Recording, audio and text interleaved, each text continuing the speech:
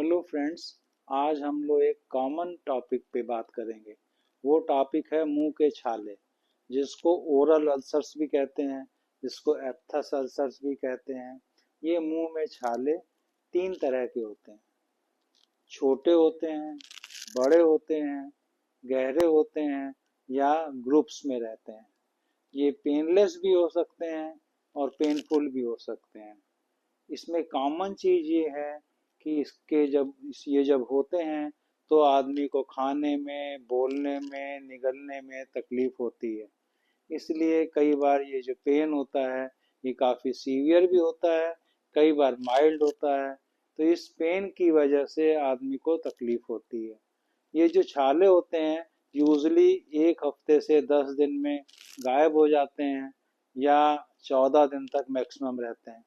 जब भी ये 14 दिन तक ठीक ना हो तो हमें इसको सीरियस लेना पड़ता है। तो सबसे कॉमन काज जो होता है कि हम लोगों के जो मुंह में छाले होते हैं वो खाने पीने की गड़बड़ से होते हैं। तो इसमें पेट का इन्फेक्शन बहुत बड़ा रोल करता है, जिसमें कि हम लोग अगर इन्फेक्शन होता है तो उसकी वजह से न्यूट्रिशनल डिफिशिएंसीज होती हैं, और वो न्यूट्रिशनल डिफिशिएंसी जो हैं मुंह में छाले करती हैं। इसमें जैसे B12, B2, vitamin D, zinc, folic acid, iron, इन सब की डिफिशियंसी भी हमारे मुंह में छाले करती हैं।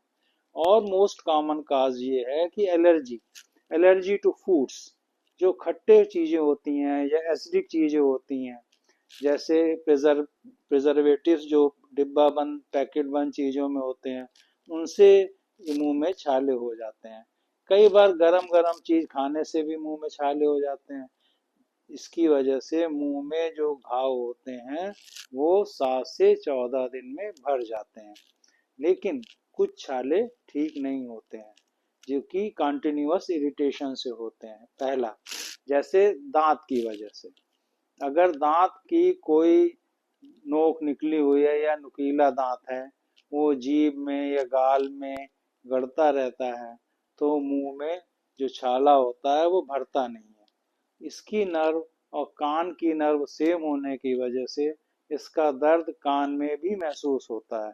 तो इसके लिए हमें डेंटल सर्जन से कांटेक्ट करना पड़ता है, जो कि दांत की एज को घिस देता है, जिसकी वजह से वो दांत जो है जीभ में या गाल में लगना बंद हो जाता है और घाव जो है वो ठीक हो जाता है। कई बार नहीं ठीक होता तो फिर ईएनटी सर्जन से कांटेक्ट करके उसके ट्रीटमेंट कराना पड़ता है। कई बार ये जो घाव होते हैं, दांत में अगर डेंचर लगा है मुंह में, तो मुंह में डेंचर जो है प्रॉपर फिटेड नहीं है, तो उसकी वजह से भी ये घाव हो जाते हैं। और इम्पोर्टेंट काज जो है कि खाते समय, बोलते समय, अगर प्रॉपरली आदमी बोलता है या कंसंट्रेट होकर नहीं खाता है, तो खाते समय गाल या जीभ में दांत लगने से भी घाव हो जाता है। इसीलिए कहा जाता है कि जब खाएं उस समय बोले नहीं, उस समय कंसंट्रेट होकर खाएं, उस समय अपना ध्यान कहीं और ना रखें, केवल खाने पे रखें, जिससे कि मुंह में घाव ना हो पाए और अल्सर्स ना बन पाए।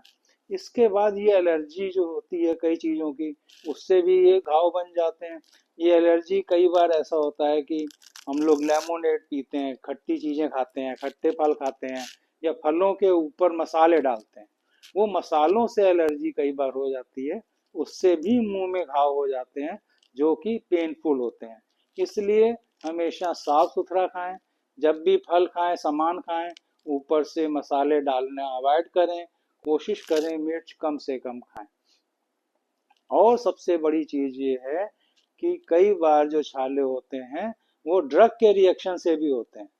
जैसे कि अगर कोई आदमी बीटा ब्लॉकर्स ड्रग ले रहा है, या उसने कुछ ऐसी ड्रग ली है जो कि उसको रिएक्शन हो गया है, जिसमें कि ऑर्निडाजोल, टिंडाजाल, इस तरह की कोई दवाइयाँ होती हैं, तो इससे भी मुंह में अल्सर हो जाते हैं, जिसको स्टीवन जॉनसन सिंड्रोम कहते हैं।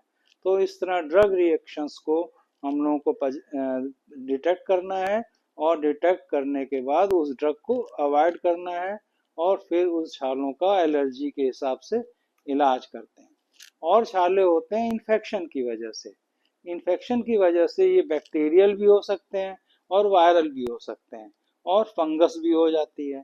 तो डायबिटिक लोगों में भी फंगस मुंह में बहुत ज़्यादा लगती है, या फंगस लगने का बहुत बड़ा कारण एक ये भी होता है कि अगर आपने बासे फल या बासे सब्जी जिसमें कि फंगस लगी हो वो खाया हो तो उससे भी मुंह में फंगस लग जाती है।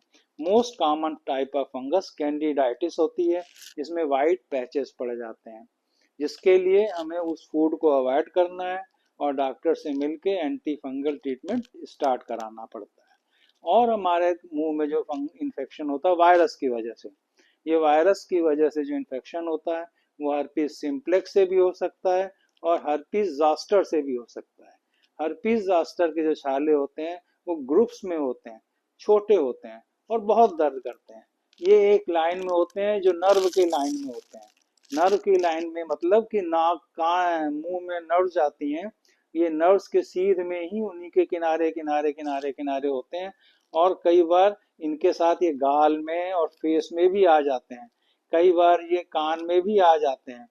मिडिल ईयर से सेवेंथ फेशियल नर्व निकलती है जो फेस तक जाती है, तो उसके अलॉन्ग भी चले जाते हैं। तो कान में भी, फेस में भी, जीभ में भी, मुंह में भी ये झाले हो जाते हैं और ये बहुत पेनफुल होते हैं। इसके लिए डॉक्टर एंटीवायरल ट्रीटमेंट करता है और ये 10 से 14 दिन में ठीक हो जाते हैं। कई छाले ठीक होने के बाद निशान छोड़ जाते हैं, कई छाले ठीक होने के बाद निशान नहीं छोड़ते, पता भी नहीं चलता मुंह में छाले हुए हैं कि नहीं हुए हैं। और एक छाले होते हैं जो मुंह में घाव बनते हैं जो कि हील नहीं होते हैं, 14 दिन तक भी हील नहीं होते हैं, उसके बाद भी हील नहीं होते हैं। तो ऐसे छाले या तो दांत के घाव की वजह से होते हैं या फिर ये छाले जो होते हैं कैंसर की वजह से भी हो सकते हैं। कैंसर की वजह में जो टोबैको, पान मसाला, गुटखा, खैनी या नुकीली चीज सुपारी, अगर कुछ भी नहीं खाते खाली सुपारी भी नुकीली खाते हैं तो उसकी कान नोक जो है कॉन्टिन्यूअस चुभती रहती है, तो कॉन्टिन्यूअस इरिटेशन कर देती है। इस कॉन्टिन्यूअस इरिटेशन के बाद भी इसमें जो छाले बनते हैं वो घाव नहीं भरता।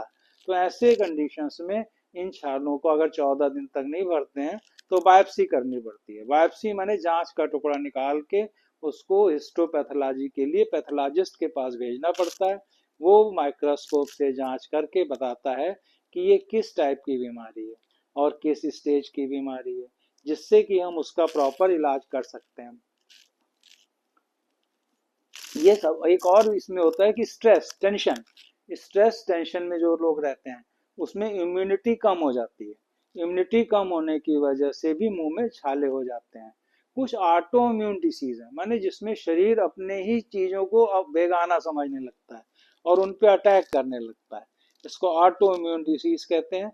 इनमें भी मुंह में और गाल में छाले होने लगते हैं, जैसे पेम्फिगस में, एसएलई में, या और तरह की ऑटोइम्यून डिसीज है उनमें भी इस तरह की प्रॉब्लम होने लगती है।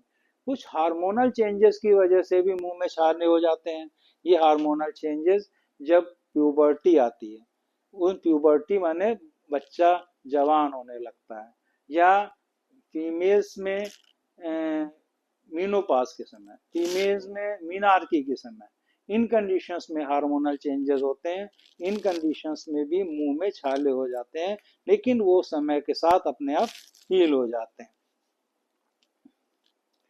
कुछ दवाइयाँ जो होती हैं उनकी वजह से भी ये साइड इफेक्ट होते हैं, जैसा कि हमने बताया। तो इन सब, और सबसे और इम्पोर्टेंट चीज़ है, अगर आप हार्ड ब्रश इस्तेमाल करते हो, सुपर सॉफ्ट ब्रश इस्तेमाल करना चाहिए, टूथ ब्रश। तो अगर हार्ड ब्रश इस्तेमाल करते हो तो उसके ब्रिसल्स के चोट लगने से भी मुंह में छाले हो जाते हैं। तो इसलिए हमें सुपर सॉफ्ट ब्रश इस्तेमाल करना है, हार्ड ब्रश नहीं करना है और जीभ पे नहीं लगाना है। और इसमें जो है पेट की खराबी से भी ये होते हैं, जिसमें कि विटामिन डिफिशियंसीज हो जाती हैं। तो इसलिए हमें साफ सुथरा खाना है, बाहर का नहीं खाना है, बिना मिर्च मसाले के खाना है और खाते समय बोलना नहीं है। इतना सब इम्पोर्टेंट चीज होती है जिससे कि हम लोग इसको कंट्रोल कर लेते हैं। तो इसलिए इसको ठीक करने का तरीका क्या है? अगर दांत की वजह से है तो दांत के डॉक्टर से कंसल्ट करना है। अगर दांत की वजह से नहीं है, ब्रश की वजह से है, तो अपना सॉफ्ट ब्रश इस्तेमाल करना है। अगर आपका ये प्रॉब्लम जो है स्ट्रेस की वजह से है, तो आपको सबसे जरूरी है पानी खूब पीना है। आपको ड्राई फ्रूट्स जो होते हैं जिस बिना मिर्च मसाला बिना मसाला डाले खाना है। जैसे कीवी बहुत अच्छा है, बेरी बहुत अच्छा है, या ग्रीन लीफी वेजिटेबल्स हैं। ये सब जो है हमारे लिए सोर्स हैं जो कि अल्सर्स को होने नहीं देती, होते हैं तो हील कर लेते हैं। विटामिन सी भी बहुत अच्छा सोर्स है, जो कि हमारे मुंह की अंदर हीलिंग को बढ़ाता है, इम्यूनिटी बढ़ाने के साथ साथ। विटामिन डी के लिए हमें अपना धूप में थोड़ी देर जरूर मॉर्निंग और इवनिंग में रहना है, जिससे कि हमारे शरीर में प्रॉपर विटामिन डी बने। अगर कम होता है, टेस्ट से पता चलता है ब्लड के, तो विटामिन डी को हम लोग एक्स्ट्रा देते हैं बाहर से। और अगर इमीडिएट पेशेंट को क्या करना है, अगर उसको मुंह में छाले हो जाते हैं, तो सबसे पहले तो कारण ढूंढे।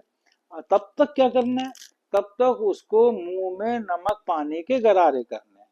अगर दर्द ज्यादा हो रहा है, तो घर में अगर लौंग मिलता है, तो लौंग में के तेल में एनेस्थेटिक प्रॉपर्टी होती है, तो टेम्परेरी पेन रिलीव होने लगता है।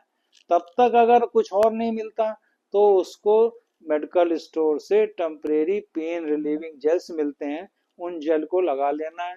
और फिर भी ठीक नहीं होता है, तो उसको ईएनटी सर्जन से कांटेक्ट करना है कि इसका कारण क्या है, जिससे कि वो उसकी दवाई देके ठीक कर देगा। अगर वायरल प्रॉब्लम है तो डॉक्टर एंटीवायरल देगा। अगर न्यूट्रिशन डिफिशिएंसी है तो डॉक्टर उस हिसाब से न्यूट्रिशनल डिफिशिएंसीज को दूर करने के लिए दवाई देगा। और अगर कोई ट्रॉमेटिक है, तो उसके ट्रॉमा को दूर करता है।